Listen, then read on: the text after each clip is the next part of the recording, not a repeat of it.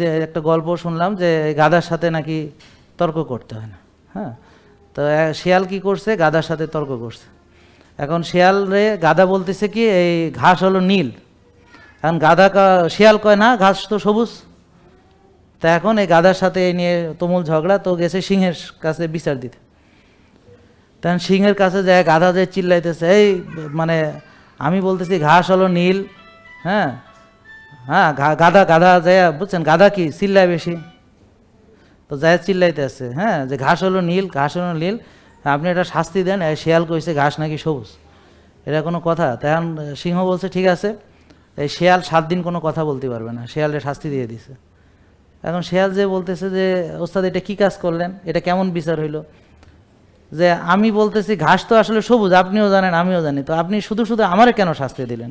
ভুল তো করছে গাধায়, কয় যে তোরে তো ঘাস নীল না সবুজ এর জন্য তো শাস্তি দেয়নি, তুই যে গাধার লগে তর্ক করছস এটা তোর অন্যায় হয়েছে, তুই 7 দিন কথা কবি না, তোর শাস্তি, তুই গাধার লগে তর্ক জড়াইলি কেন?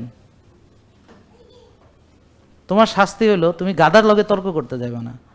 আর তুমি যে এইসব শুনছো, শুনে এসে বলছো, তারপরে বলো যে তোর শাস্তি হলো তুই যে আমার সময় নষ্ট করলি, এটা হলো তোর শাস্তি। যে তুই যদি এর লগে তর্কে না জড়াইতি তাহলে এই বিচারও আসতো না, আমার সময় নষ্ট হইতো না।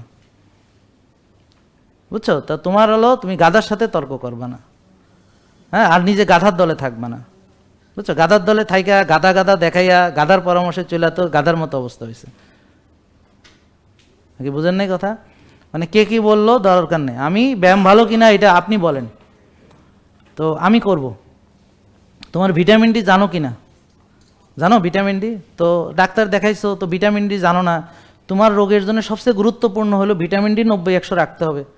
তোমার রোগ থেকে ভালো হইতে হলে তোমার ব্লাড সুগার রাখতে হবে 5-6, তোমার ইনসুলিন রাখতে হবে হচ্ছে 4, তোমার হোমায় রাখতে হবে 1, তোমার সিআরপি রাখতে হবে 3-এর নিচে, তোমার টিজিএইচডিএল রেশিও রাখতে হবে 2-এর নিচে। তাতে এগুলো আগে শিক্ষা কেমনে এগুলো কমাইবা এটা আমরা বুঝাই দিব তোমাকে, তুমি মানবা, শেষ, তুমি ভালো হয়ে যাবা, শেষ।